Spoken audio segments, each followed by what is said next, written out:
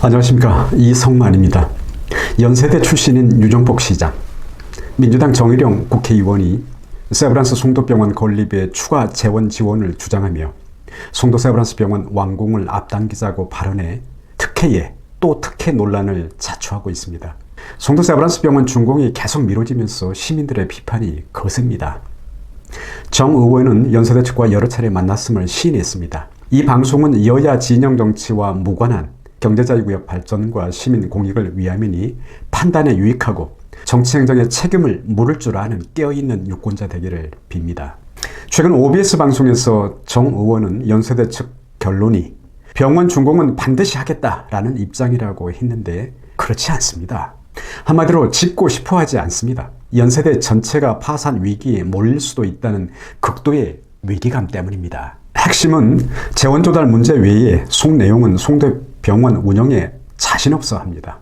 애초 병원 건립비 사업비만도 4천억 원으로 예상했으나 최근 건축비와 인건비 상승으로 1조 원 가까이 증가하여 기존 1천억 원 지원 약속으로는 턱도 없고 추가로 인천시가 2천억 원을 지원할지라도 짓지 못할 것으로 저는 판단합니다. 왜냐하면 연세대는 의정갈등과 용인 세브란스 병원 적자 등으로 현재 심각한 재정난에 직면해 있습니다. 저는 연세대가 2천억 원 아니라 적어도 5천억 원의 추가 지원은 있어야 송도 세브란스 병원 지을 수 있겠다는 입장으로 알고 있습니다. 정의령 의원 또한 이런 사실을 충분히 알고 있을 텐데 마치 2천억 원 추가 지원하면 되는 일인 것처럼 하는 것은 송도 주민과 시민을 속이는 일입니다. 이 문제를 처음부터 제기해온 사람으로 볼 때 지역 정치권은 앞으로 병원을 짓자는 거냐 말자는 거냐로 몰아갈 것입니다. 그리고는 내년 지방선거 이후로 미루겠지요. 차일피일 손 놓고 있다가 사태를 여기까지 몰고 온 책임은 있고서 지원 규모를 놓고 싸울 것이며 설령 5천억 원 추가 지원을 한들 연세대가 병원 운영 적자로 파산을 각오하면서까지 병원 건립을 아닐 것으로 전망합니다. 아니 못하는 것으로 이미 병원 노조며 경영진은 마음을 굳힌 것으로 여기는 것이 타당해 보입니다.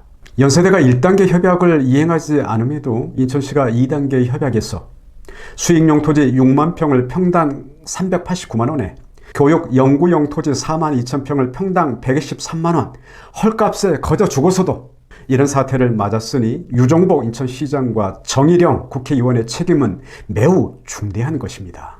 제가 누구를 비방하기 위함이 아닙니다. 유정복 시장이 대선 출마를 선언하면서 바른 정책, 단단한 실천력을 기치로 캠프 이름을 일하는 대통령으로 지었던데 송도 세브란스 사태만 보아서도 단단한 일머리가 없습니다.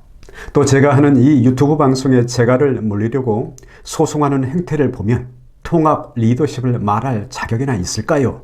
송도 세브란스 병원 준공은 내년 말로 예정되어 있는데 아직 터파기 기초공사가 끝나지 않았고 시공사도 결정되지 않았습니다. 방치되어 있습니다.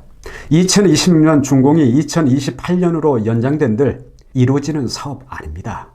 정의령 의원이 9일 인천투데이와 통화에서 연세대 측이 생짜로 2천억 원을 지원해달라는 게 아니라 송도 11공고 부동산 개발 이익 5천억 원 중 2천억 원을 송도 세브란스 병원에 우선 투입하고 이후 병원 수익으로 돌려놓겠다는 입장이다 라고 했다는데 책임지지도 않을 발언이 아닌가요? 공직을 부업으로 삼는 자들의 즐거운 놀이에 이 고통을 누가 당할지에 가슴 먹먹해집니다.